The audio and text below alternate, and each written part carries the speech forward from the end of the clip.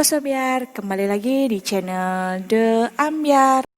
Mulai sekarang kita ada segmen baru loh, yaitu On The Ambyar.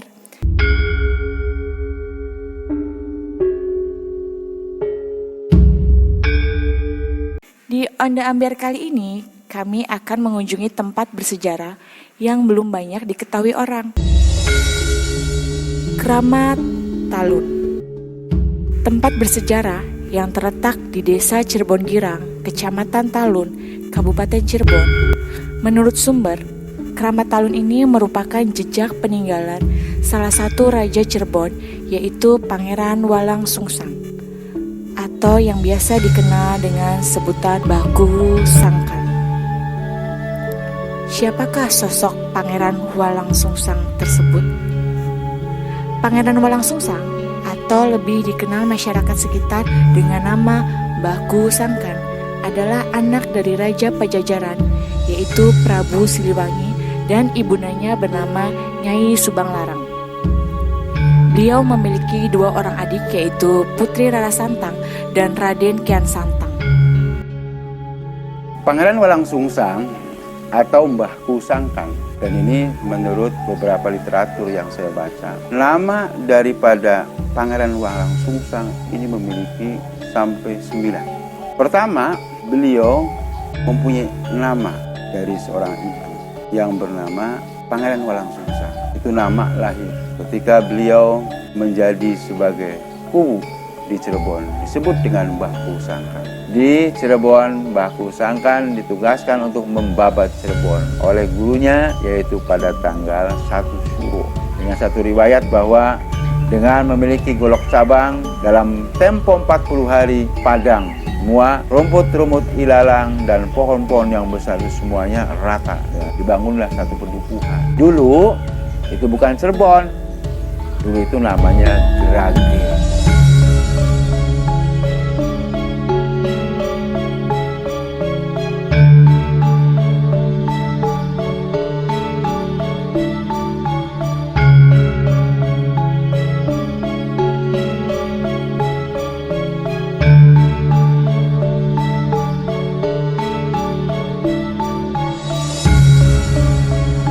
Sampai saat ini, banyak masyarakat yang percaya bahwa salah satu makam di Keramat Talun adalah makam Baku Sangkan.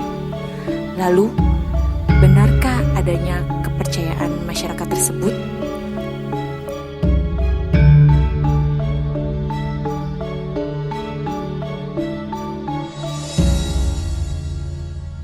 Wallahu a'lam bishawab. Hanya Allah lah yang tahu. Sebab kita tidak bisa memastikan apakah itu adalah makam yang aslinya, apakah bukan. Yang jelas disebutkan di sini adalah situs Keramat Talun, yaitu situsnya orang yang banyak mengucapkan tahlil. Talun berasal kata daripada tahlilun, banyak orang tahlil. Saya tidak berani mengucapkan bahwa ini adalah makam, tidak ya. Allah lah yang tahu. Karena seorang pembesar di mana-mana pasti ada situsnya, ada tapakannya gitu ya, ada petilasannya. Saya tidak bisa menjawab seperti itu. Allah yang tahu.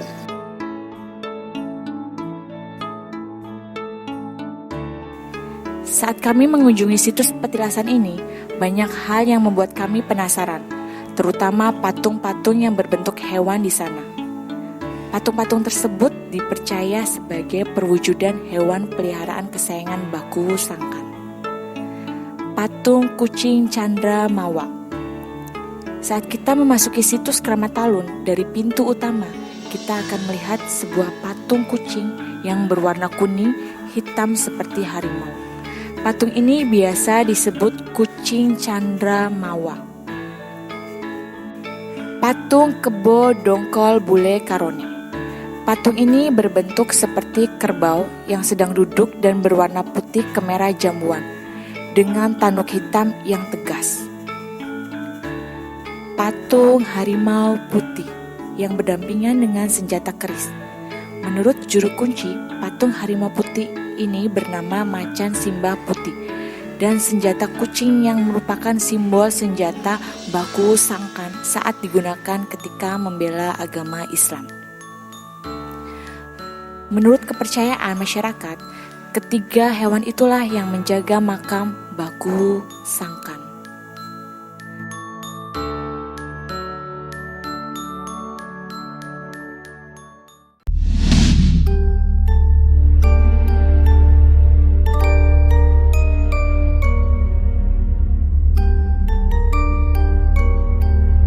Kramat Talun termasuk tempat yang sakral. Lantas, adakah kejadian-kejadian mistis di sini?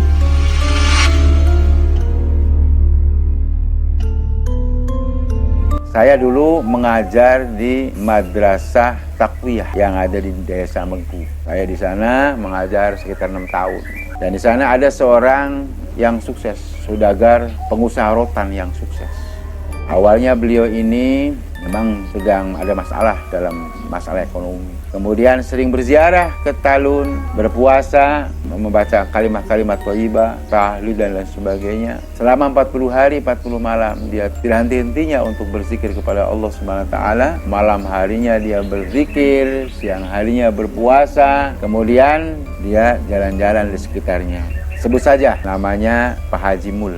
Pak Haji Mul ini menceritakan kepada saya secara langsung, dan alhamdulillah ketika beliau selesai melaksanakan tirakat di Talun selama 40 hari 40 malam, dan saat itu dia biasa menjelang maghrib dia itu keliling di daerah sini, tepatnya di daerah dekat Cimandung. Nah, di sana bertemu dengan orang tua memakai sarung warna merah kotak-kotak, boleh memakai baju hitam dan memakai topi dukul namanya. Setelah itu akhirnya dia panggil, "Nak, sini nak, ada apa Pak?" Nih, dipegang. Jadi diberi keris kecil dan itu ada kuncirnya.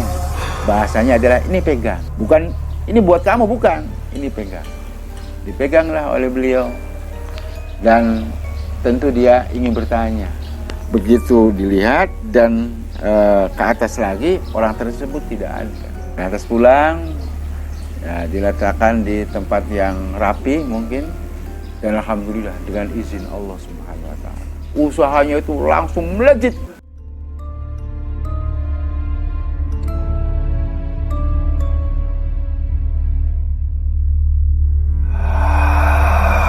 Konon katanya, Baku Sangkan kerap muncul menemui warga yang sedang beristirahat atau sholat di sekitar makam tersebut. Baku Sangkan kerap muncul di waktu-waktu tertentu untuk memberi wejangan atau menunjukkan ke jalan yang baik. Bahkan ada juga penziarah yang diberi oleh-oleh seperti keris atau benda sakti lainnya.